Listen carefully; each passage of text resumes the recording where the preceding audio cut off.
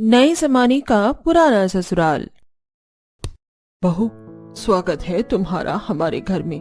बहू, तुम दोनों अपनी नई देवरानी को यहाँ के तौर तरीके अच्छे से समझा देना और हमारी सारी परंपरा भी बताना।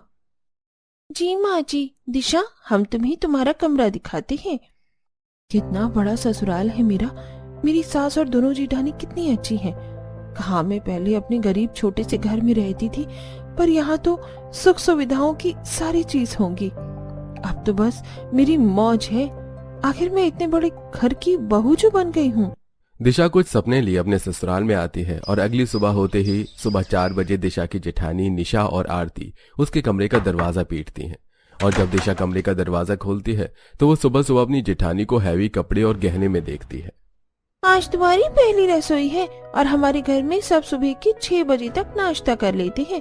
और हमारे घर की बहू ऐसे मैक्सी नहीं पहनती। दिन हो या रात, हर वक्त ऐसे हैवी कपड़े और गहने ही पहनना। अब जल्दी से तैयार हो जाओ। दिशा कपड़े लेकर अंदर जाती है और तैयार होकर बाहर आती है और अब भी निशा आरती उसके कमरे के बाहर ही खड़े होते हैं। आप दोनों मेरे कमरे के ही बाहर खड़ी थी? हाँ, क्योंकि हमारा घर बहुत बड़ा है। अगर हम चले जाते तो तुम्हें पता ही नहीं चलता रसोई कहाँ है। अब चलो, लेट हो रहा है और घूंघट भी कर लो।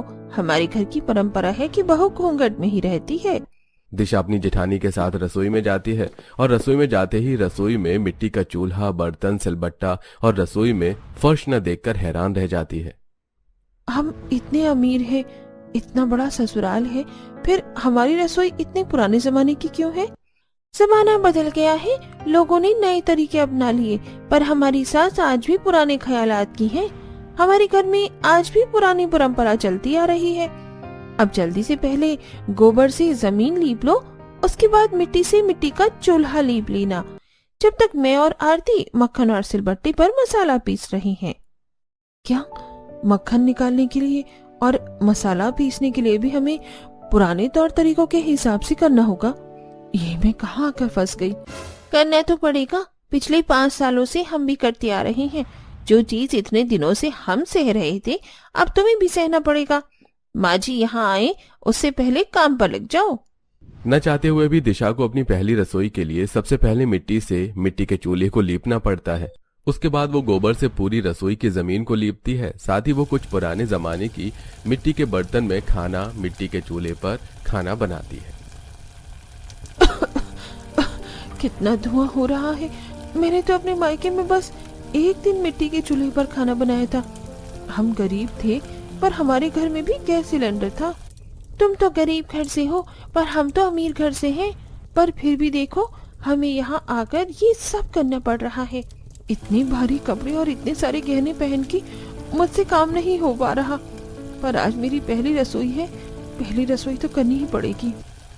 भारी कपड़े, खाने पहने रहने की वजह से दिशा को खाना बनाने में काफी तकलीफ होती है। कुछ देर में खाना बनाकर सभी घर वालों के लिए नाश्ता परोसती है। दीदी, सब आ गए हैं, हम भी साथ में बैठ जाते हैं, सब साथ में ही खा लेंगे। भाभी, आप दोनों ने अपनी प्यारी देवरानी को बताया नहीं क्या कि बहू यहाँ सबके खाने के बाद खाती है? काजल, छोटी बहू पर क्यों नाराज हो रही हो? कुछ संस्कार तो मायके में माता पिता को भी देने चाहिए था ना। बहू हमारे खाने के बाद ही तुम खाओगी और तुम दोनों अलग थाली में नहीं खाओगी। तुम्हारे पति जिसमें खा रहे हैं उसी में खाना होगा। मुझे अब से अपने पति का झूठा खाना पड़ेगा। झूठा खाने से तो मेरे मुंह में छाले हो जाते हैं। ससुराल आते ही अपनी ससुराल की पुरानी परंपराओं को देखकर दिशा काफी परेशान हो जाती है। सभी के खाना खाने के बाद तीनों बहुएं अपने पति का छोड़ा हुआ खाना खाने के लिए बैठती हैं।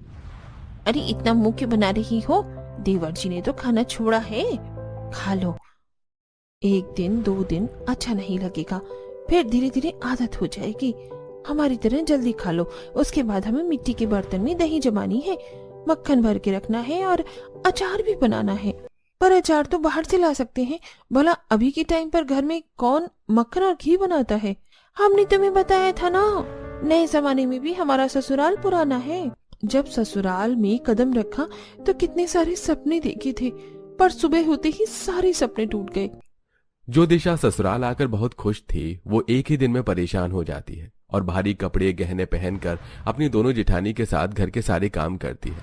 जिसकी वजह से उसके शरीर में रैशेस होने लगते हैं और रात को सोने से पहले तो सारे गहने उतार कर बिस्तर पर रख देती है और अपने पति से कहती है, देख रहे हो तुम्हारी माँ ने कितने भारी कपड़े और गहने दिए हैं मुझे पहनने के लिए। इतने गहने और कपड़े पहनने की वजह से मुझे रैशेस हो गए हैं। तुम कल अपनी माँ से कहना कि मैं इतने भारी कपड़े और गहने नहीं पहनने वाली। दिशा, यह हमारी घर की पुरानी परंपरा है, मैं इसमें दखल नहीं दे सकता। तुम मेरी पति हो, अगर तुम नहीं समझोगे तो कौन समझेगा। मैं तुम्हारी परेशानी समझ सकता हूं, पर मैं क्या करूं, मैं भी मजबूर हूं। सूरज भी अपनी बीवी की मदद करने से मना कर देता है। इसी तरह कुछ दिन बीत जाते हैं और दिशा अपनी दोनों जेठानी की तरह सुबह 4 बजे उठती है और सबसे पहले रसोई की लिपाई करते सिलबट्टा पर मसाला पीसती है, हाथों से मक्खन, मलाई और घी बनाती और मिट्टी के चूल्हे पर खाना बनाती और सबको खाना खिलाकर सबसे आखिरी में खाना खाती। यहाँ तक कि वो घूंघट में ही सबके सामने रहती है और घर का पूरा काम करती है। ऐसे ही एक दिन, काजल, ये तुमने कैसे कपड़े पहने हैं? तुम जानती हो ना, हमारे घर की औरतें ऐसे कपड़े नहीं पहनती। भाभी, मैंने जिम ज्वाइन किया है और भारी कपड़े पहनकर घर में रहना, घूंघट करना, गहने पहनना, मर्दों के खाने के बाद खाना खाना, घर में लहसुन प्याज ना खाना, ये सारी परंपरा घर की बहू के लिए है, बेटी के लिए नहीं। बिल्कुल सही कहा मेरी बेटी ने। अब मेरी बेटी का रास्ता छोड़ो ताकि वो जिम के लिए जा सके। वाह रे, इनके घर की पुरानी परंपरा, बहू के लिए कुछ और बेटी के लिए कुछ, और माँ जी की परंपराएं तो समय के अनुसार बदल रही हैं। बहू और बेटी में इतना भेदभाव दिशा को बहुत गुस्सा आता है और वो चाह कर भी कुछ नहीं कर पाती। समय गुजरता है और एक दिन आरती, निशा, दिशा देखती हैं कि काजल मॉडर्न ड्रेस पहनकर अपने कुछ लड़के फ्रेंड्स के साथ बाहर पार्टी करने गई है। दिशा भी डरते हुए अपने सास ससुर से कहती है, अगर ननद जी ऐसे मॉडल कपड़े पहनकर बाहर जा सकती हैं, तो क्या हम घर में हल्के कपड़े नहीं पहन सकते? बिना गहनों के, इन गहनों की वजह से मुझे खुजली होती है। देखिए मेरे हाथों में कितने दाने निकल गए हैं। मुझे तो लगता है मेरे डॉक्टर के पास जाना बहुत जरूरी हो गया है। राम राम राम, हे प्रभु, कैसी बेअकल बहू दे दी मुझे। शांति, तुम ही समझाओ इसे, कुछ ऐसे ससुर के सामने हाथ नहीं दिखाते। बहू, ये क्या किया? तुझे मैंने इतने भारी कपड़े, गहने और घूंघट इसीलिए करवाया ताकि तू खुद अपने हाथ खोलकर अपने ससुर को दिखा सके। माँ जी, गुस्सा मत कीजिए, देवरानी जी अभी नादान है, हम धीरे धीरे उन्हें सब सिखा देंगे। निशा और आरती शांति के डांट से दिशा को बचा लेती हैं। इसी तरह कुछ दिन बीत जाते हैं और एक दिन जब काजल को घर का खाना पसंद नहीं आता तो वो बाहर से खाना ऑर्डर करती है। माँ, बाबा, आज मेरा घर का खाना खाने का दिल नहीं कर रहा है, क्यों ना मैं हम सबके लिए बाहर से खाना ऑर्डर करूँ? अच्छा आइडिया है, वैसे भी काफी दिन हो गए घर में कुछ बाहर का नहीं आया। चलो, अच्छी बात है। आज मुझे सिलबट्टे पर मसाला पीसकर मिट्टी के चूल्हे पर धुएं से परेशान होकर इन सब के लिए खाना नहीं बनाना पड़ेगा और बाहर का खाना भी खाने को मिल जाएगा। ठीक है, आप सब बाहर का खाना मंगवा लीजिए, हम तीनों सिर्फ अपने लिए खाना बना लेते हैं। दीदी, बाहर से तो खाना आ रहा है ना, फिर हम अपने लिए अलग से खाना क्यों बनाएं? क्योंकि इस घर की बहू को बाहर का खाना खाना अलाउड नहीं है। कितनी घटिया परंपरा है इस घर की। पर माँ जी, हमारे घर में तो कोई लहसुन प्याज ही नहीं खाता और बाहर के खाने में तो लहसुन प्याज डलता है। बहू, मेरी बेटी का बाहर का खाने का मन कर रहा है, अब मैं अपनी बेटी का मन को तो नहीं मार सकती ना। कल को उसकी शादी हो जाएगी, पता नहीं कैसे ससुराल मिलेगा उसको, इसलिए उसे जो खाना है खाने दे और तू सवाल जवाब करना बंद कर और जाकर अपना काम कर। मुंह बनाकर दिशा अपनी दोनों जेठानी के साथ रसोई में जाती है, जहां वो लोग फिर से रसोई को अच्छे से साफ सफाई करते हैं और बेचारी दिशा सिलबट्टे पर मसाला पीसती है और मिट्टी के चूल्हे पर अपनी दोनों जेठानियों के साथ खाना बनाती है। इस घर में बहू के साथ तो नाइंसाफी हो रही है, मैं सूरज से बात करूंगी। कोई फायदा नहीं है बात करने का, हमारे पति भी अपनी माँ के खिलाफ नहीं जाते। ऐसे अमीर घर में शादी करने से अच्छा हम किसी गरीब घर की बहू बनती। तीनों देवरानी जेठानी इस नए दौर में अपने ससुराल की पुरानी परंपराओं को निभाती हैं। समय यूं ही बीतता है और बहुत जल्द काजल को देखने लड़के वाले आते हैं। बहू, तुम तीनों मेहमानों के सामने मत आना और जब मैं कहूँ तब घूंघट में खाना लेकर आना। अब जाओ, जाकर रसोई में काम करो। माँ जी, आपने कहा था कि आप दिशा के लिए दवाई मंगवा देंगी, उसे दवाई दे दीजिए, उसके शरीर में दाने बढ़ते जा रहे हैं। इस वक्त घर में मेहमान आ रहे हैं, बहू को बोलो एक दिन और बर्दाश्त करे। आशा बार बार बोलने पर भी अपनी बहू का दुख नहीं समझती और वो तीनों भरी गर्मी, भारी कपड़े पहने और घूंघट में पूरा दिन रसोई में बस काम करती हैं। कुछ ही देर में लड़के वाले रिश्ता पक्का करके चले जाते हैं और बहुत जल्द काजल की शादी हो जाती है। दीदी अब आएगा मजा जब हमारी ननद भी अपने ससुराल में भारी कपड़े, गहने और घूंघट में रहेगी। मुझे नहीं लगता दिशा, तुमने देखा ना शादी में बस हम 3 ही देवरानी जिठानी इतने भारी कपड़े, गहने और घूंघट में थी। हमने शादी एंजॉय भी नहीं करी, पर काजल के ससुराल वाले कितने मॉडर्न कपड़े पहन कर आए थे। काजल के जाने से तीनों देवरानी जिठानी काफी खुश होती हैं, क्योंकि वो चाहती थी कि काजल के साथ भी वैसे ही हो जो ये तीनों बर्दाश्त कर रही हैं। पर काजल अपने ससुराल में भी काफी खुश होती है। इसी तरह कुछ दिन बीत जाते हैं और काजल अपने पति के साथ अपने मायके आई है। आइए दामाद जी बैठिए, बहू जरा मेरे दामाद के लिए कुल्हड़ वाली चाय तो लेकर आना। सुनो शांति, जरा अंदर जाकर तीनों बहू को समझा दो दामाद जी के सामने ना आए, और आए भी तो दूर ही रहे, और घर में उन्हीं के पसंद का खाना भी बनवाना। अजी आप चिंता मत कीजिए, मैंने तीनों बहू को पहले से ही समझा दिया है। बड़ी बहू तो तवेला गई है दूध लेने। माँ, काजल ने मुझे बताया आप लोग लहसुन प्याज भी नहीं खाते, इसलिए मैं यहाँ 1 घंटे भी नहीं रुक सकता, क्योंकि मुझे तो रात को नॉनवेज खाने की आदत है। आप फिक्र मत कीजिए दामाद जी, हम लोग नॉनवेज नहीं खाते तो क्या हुआ, आप अपने कमरे में नॉनवेज खा लेना, हम बाहर से मंगवा देंगे। अपनी बेटी दामाद को खुश करने के लिए विनोद घर में नॉनवेज लाने की परमिशन दे देता है। ये देख सभी हैरान हो जाते हैं। कुछ ही देर में दिवाकर नाक बंद करके अपने जीजा के लिए नॉनवेज लाता है, जिसे काजल का पति अपने कमरे में ही खाता है और अगले दिन जाने की आज्ञा लेता है। यहाँ आकर बहुत अच्छा लगा, आप लोगों ने बहुत ख्याल रखा मेरा। अब 1 महीने के लिए काजल को छोड़कर जा रहा हूँ, मेरी बीवी का ख्याल रखिएगा। हाँ हाँ जीजा जी, आपकी बीवी हमारी भी बहन है, फिक्र मत कीजिए।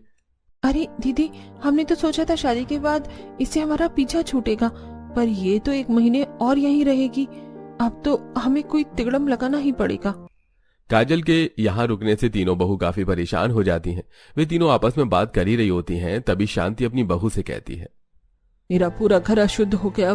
बहू, तुम तीनों मिलकर आज ही पूरा घर अच्छे से साफ करो, गंगा जल से रसोई और सारे कमरे को शुद्ध करो, और सारे बर्तन, कपड़े, तकिया, बिस्तर सब अच्छे से साफ करना। पर माँ जी, नंदोई जी ने तो सिर्फ कमरे में नॉनवेज खाया था, हम क्या सिर्फ एक कमरा ही साफ कर दें? भाभी, इतनी कामचोरी अच्छी नहीं, माँ ने जो कहा है उस पर ध्यान दो। शांति के कहने पर बेचारी तीनों बहुएं काम पर लग जाती हैं। सबसे पहले वो घर के सारे सामानों को एक एक करके धोती हैं, फिर हाथों से तकिया, कवर, चादर, सारे कपड़े घर में रखा कर एक सामान अच्छे से साफ करती हैं। इसके बाद घर की दीवारों को चमकाती हैं, फिर तीनों बहू मिलकर पूरे घर की सफाई करती हैं। ये सब देख उनके पतियों को बहुत बुरा लगता है। हम कितने लाचार पति हैं, हम तुम्हारे लिए कुछ नहीं कर पा रहे। अगर आप तीनों हमारा साथ दे तो बहुत कुछ कर सकते हैं, पर दिशा, हमारे पति क्या ही कर सकते हैं? दीदी, मेरी माँ ने मुझे एक घरेलू नुस्खा बताया था, हल्दी और चंदन का लेप लगाने से मेरे रैशेस की प्रॉब्लम कम हो गई है। पर मैं इसी का फायदा उठाऊंगी और माँ जी से झूठ बोलूंगी कि मेरी बहुत तबीयत खराब है। सूरज, तुम मुझे हॉस्पिटल के बहाने मेरे मायके ले जाना, और दीदी, आपकी नानी बहुत बूढ़ी है, यही सही समय है उनको अस्पताल भेजने का। और आरती दीदी, आप अपना पैर तोड़ लीजिए, सिर्फ घर वालों की नजरों में। दिशा का आइडिया सभी को पसंद आता है और आरती अपनी सास से कहती है, माँ जी, मेरी नानी बहुत बीमार है, उनकी आखिरी इच्छा है मुझसे मिलना। मुझे कुछ दिनों के लिए मेरी नानी के पास जाने दीजिए। माँ, जाने दो, घर में 2 और भाभी है तो। कोई बात नहीं बहू, मैं सुमित से कहूंगा, वो तुम्हें छोड़ आएगा। आरती झूठ बोलकर कुछ दिनों के लिए अपने मायके चली जाती है, और उसके जाते ही अगले दिन जानबूझकर निशा जीने से गिरने का नाटक करती है। मेरा पैर, इस घूंघट की वजह से मैं सही से सीढ़ियां नहीं देख पाई और गिर गई। हाँ, लगता है माँ जी मेरा पैर टूट गया है। माँ, निशा को अस्पताल ले जाना बहुत जरूरी है, घर में दिशा है ना, वो सब संभाल लेगी। कुछ ही देर में निशा पैरों की पट्टियां करके आ जाती है। ये देख शांति और काजल परेशान हो जाती हैं, और अगली सुबह होते ही वो लोग देखते हैं कि आज सुबह का नाश्ता नहीं बना। और जब वो लोग दिशा के कमरे में जाते हैं तो सूरज सबसे कहता है, पता नहीं माँ, भगवान क्या चाहता है, पर कल रात से दिशा ने आंखें नहीं खोली हैं। भारी कपड़े और गहने पहनने की वजह से उसके पूरे शरीर में रैशेस हो गए हैं। मुझे लगता है उसी की वजह से वो बीमार हो गई है। मुझे परमिशन दीजिए, मैं अपनी बीवी को अस्पताल ले जाऊं, वरना वो मर जाएगी। नहीं नहीं बेटा, बहू को कुछ नहीं होना चाहिए, तू उसे अस्पताल ले जा। तीनों बहू के ऊपर एक साथ मुसीबत आ गई, अब घर का काम और हमारी देखभाल कौन करेगा? तुम दोनों माँ बेटी हो तो, और वैसे भी 2-3 दिन की ही तो बात है। देखो मुझे बहुत भूख लग रही है, आप जाकर नाश्ता बना दो। विनोद के कहने पर शांति और काजल रसोई में जाती हैं, और पूरा रसोई बिखरा देख शांति काजल से कहती है, रसोई कितना बिखरा हुआ है। काजल, मैं मिट्टी से चूल्हा लीप रही हूँ, तू गोबर से रसोई लीप ले। माँ, मैं गोबर का हाथ नहीं लगाने वाली, ऐसे ही रसोई में झाड़ू लगा देते हैं और खाना बना लेते हैं। अच्छा ठीक है, मैं बाहर से लकड़ियाँ लेकर आ रही हूँ, तब तक तू सिलबट्टे पर मसाला पीस ले। क्या मैं सिलबट्टे पर मसाला पीसूं? माँ, मेरे ससुराल में मिक्सी है, बाहर से सब कुछ पका पकाया आता है, मुझे बस गर्म करना होता है। मेरी बस की नहीं है इतनी मेहनत करना। एक काम करो, बाहर से मसाले मंगवा लो। शांति की उम्र हो चुकी थी और काजल पुरानी परंपराओं को निभाना नहीं चाहती थी, इसलिए शांति बाहर से मसाले मंगवा लेती है और खुद घर में खाना बनाती है। तो वहीं खाते हुए विनोद, सूरज, दिवाकर शांति से कहते हैं, माँ, आज रोटी सूखी है, तुमने आज मक्खन नहीं निकाला क्या? जो मिल रहा है खा ले। तेरी माँ के शरीर में अब इतनी ताकत नहीं रही कि वो सुबह उठकर तबेला जाए, दूध लेकर आए, उसे गर्म करे, छाछ बनाए, मक्खन निकाले, घी दही मटके में जमाए। भैया, जो खाने को मिल रहा है ना, खा लो, वो भी नहीं मिलेगा। शांति और काजल की बात सुनकर सूरज और बाकी लोग चुपचाप खाना खाते हैं। इसी तरह कुछ दिन बीत जाते हैं और अब काजल को अपनी माँ के साथ पूरे घर का काम और रसोई को संभालना पड़ता है, जिससे काजल परेशान हो जाती है और एक दिन बाहर से खाना मंगवाती है। अरे शांति, मैंने तुम माँ बेटी से कितनी बार बोला है, खुद के लिए बाहर का खाना मंगवाया करो, मेरे लिए नहीं। मैं लहसुन प्याज वाला खाना नहीं खाता। सुनिए जी, मैं थक जाती हूँ घर के काम करके। आपकी बेटी को कुछ बोलो तो नाटक करती है, खाना न बनाना पड़े, इसलिए किसी ने बाहर से खाना मंगवाया है। काजल, 1 महीने के लिए तो आई है, क्या तू इतना भी नहीं कर सकती? माँ, पापा, मेरी नई नई शादी हुई है, मेरे कहने पर आपके दामाद मुझे यहाँ छोड़कर तो चले गए हैं, पर मेरा यहाँ ज्यादा दिन रुकना सही नहीं, लोग क्या कहेंगे। और रही खाने की बात, मैंने आज से पहले कभी भी रसोई में कदम नहीं रखा। वो तो शुक्र मनाओ जो बाहर का खाना आ रहा है, ये भी सही है, कम से कम आप लोगों को मैं खाने को तो दे रही हूँ। अरे बेटी, तू नाराज क्यों होती है? तू तो जानती है तेरी तीनों भाभी की हालत क्या है। कुछ दिन और रुक जाओ, जैसे ही तीनों बहुएं ठीक हो जाएंगी तुम चले जाना अपने ससुराल। पापा, वो तो भाभी है जो पता नहीं कैसे आज के जमाने में 100 साल पुरानी परंपरा झेल रही हैं। बेचारी मेरी भाभी भूखी रहती हैं, पर फिर भी घर के लोगों को खाना खिलाने के बाद खाना खाती हैं, गोबर से घर लीपती हैं, चूल्हा लीपती हैं, मिट्टी के बर्तनों में सामान रखती हैं, मिट्टी के चूल्हे पर खाना बनाती हैं। मेरे बस की नहीं है ये सब करना, अपनी बहू से ही करवाना। मैं तो चली अपने ससुराल, वहाँ तो सब कुछ इलेक्ट्रॉनिक है और नौकर चाकर भी हैं। यहाँ मैं नौकरानी की तरह काम करूं, इससे अच्छा है कि मैं अपने ससुराल में बैठकर आराम करूं। जा बेटी, तू जा, बिल्कुल सही कह रही है तू। मैंने अपनी बहू के बारे में नहीं सोचा, शायद इसीलिए भगवान मुझे ये दिन दिखा रहा है। शांति को अपनी गलती का एहसास हो जाता है, तो वहीं काजल भी काम के डर से अपने ससुराल चली जाती है। अब अकेली शांति जब रसोई के लिए उपाय कर रही होती है तो विनोद शांति से कहता है, रहने दो, रसोई की लिपाई करने की जरूरत नहीं है। मैं रसोई में फर्श लगवाऊंगा, मिक्सी, सिलेंडर, फ्रिज और जरूरत की सारी चीजें लेकर आऊंगा, ताकि हमारी बहू को भी परेशानी ना हो और फिर कभी दोबारा ऐसे हालात हो तो हमें परेशानी ना हो। जब शांति और विनोद पर बात आती है तो वो लोग रसोई का नक्शा ही बदल देते हैं।